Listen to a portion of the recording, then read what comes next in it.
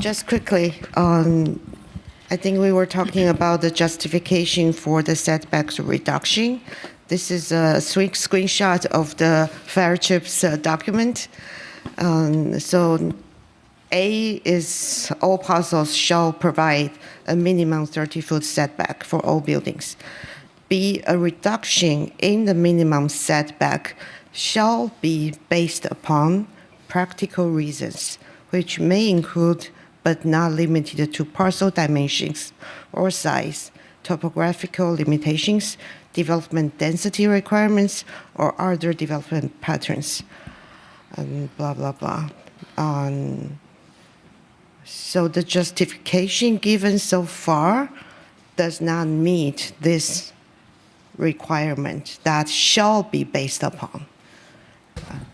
I would include or other site constraints is the But qualifying these are not, component. these are design choices, as you have mentioned. That doesn't change what it says. It says other site constraints, and that's what I would say That's not applies site here. constraint because they could build smaller units so that the units are more affordable so we can better meet housing element goals. And the That's- development density requirements? We require only the number of units, not minimum unit size. So the deficiency existed. This is very broadly worded, and I think that is, I know it's intentional. So with that, the submission that we received definitely would fall into the other site constraints potentially, and it may others as well. So I would Design choices are not site constraints. Site constraints means physical constraint of the site. It means in context that other site constraints apply, and therefore they do, and that's the way we read it. And also the alternative should provide the, same practical effect. Anyway, okay. Pardon, Vice Mayor, I was wondering if you are curious what the fire chief's ability to deny the request is, and maybe that's a question for our city attorney or for the fire chief.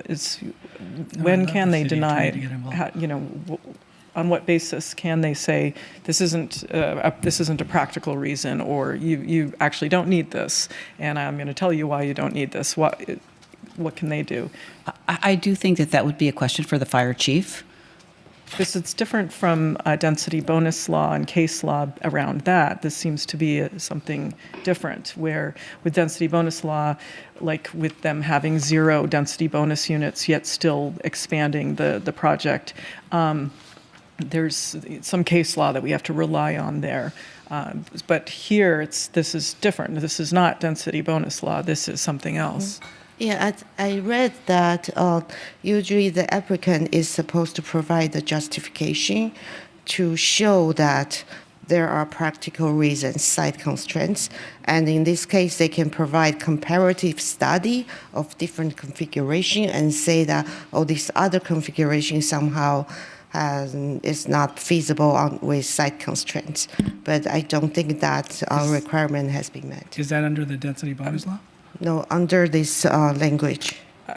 Pardon, there were 2 bits within the AMMR request. There was one that was referring to the density, and the second one was talking about basically the existence of Evulich Court causing a constraint. And I thought that was kind of interesting because the right-of-way was dedicated in 1969, and it could be vacated by the city. And so if the issue is Evulich Court is causing this problem, we could vacate the street. I think it would be subject to the Surplus Land Act at that point.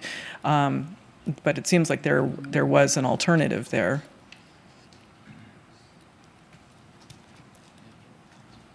But going back to the original question, was what leeway do you have for those requests where you could actually say, we disagree with this? So as far as the justification is concerned, it is presented. And when it comes down to it, the mitigations that were offered are the ones that we evaluated. Chief Fox is going to respond to this one. And I may add something when he's done.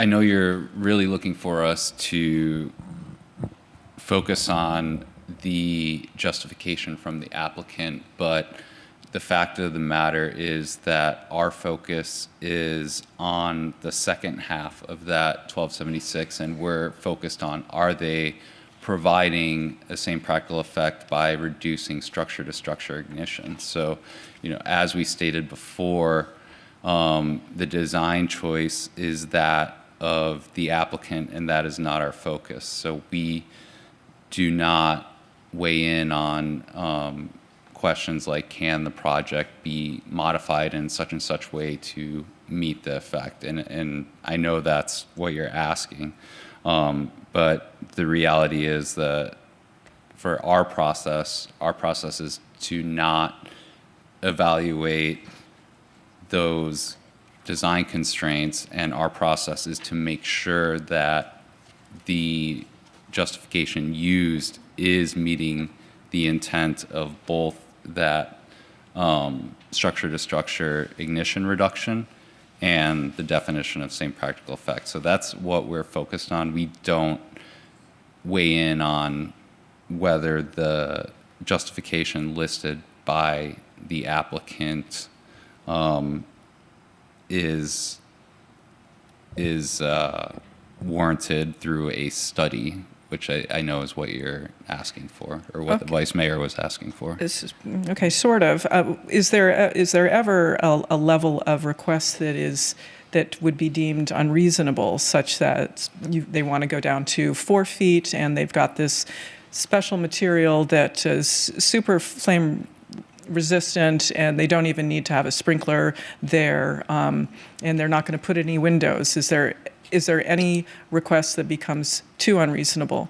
I guess in that case it would be, can you get the ladder to fit in there?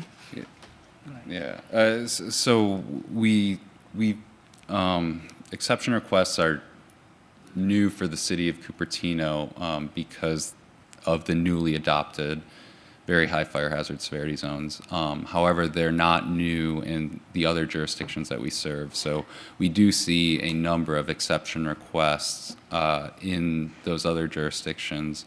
And we do have history of both approving and denying exception requests. So there are cases where we do not approve exception requests. Is it because of the material or the setback request? It depends on the specific situation. That's why we go back to the case by case. And to be honest with you, most of the exception requests that we deal with are more in the realm of access. So we're looking at different requirements there. Okay, and that's something that we could find out more information about when you've made these denials. I'll take that offline because I'd like to see what denials look like. Okay. Yeah. Through the mayor, one quick last question. This is to our city attorney, and and thank you, County Fire, for being here. This is not for you anymore. Oh, you got one more point. Go ahead. Just this project was denied. There were certain aspects that they came back through comments, so that effectively, while we were in that process, were us saying, you haven't met the line, or you haven't met the line yet. So in this process, they did experience that dynamic, and that, no, you did not make it. This is what you need to do. Which also does explain that turnaround, because that is a hammerhead, not a bulb. It is a design feature, and it doesn't actually have function, and it's really, it can be very confusing. So I understand your position on that one. I understand hammerheads. This is a question this is to our city attorney. I just want to make sure, and to the team on the other end.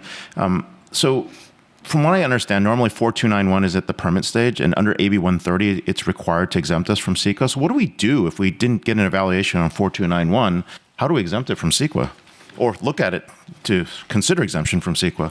I'll leave that as a question. It doesn't have to be answered now, but something later, if you guys can research that. And I'm hoping we can get a bio break. I believe we have completed the council questions. We'll take a 5-minute break. Thank you.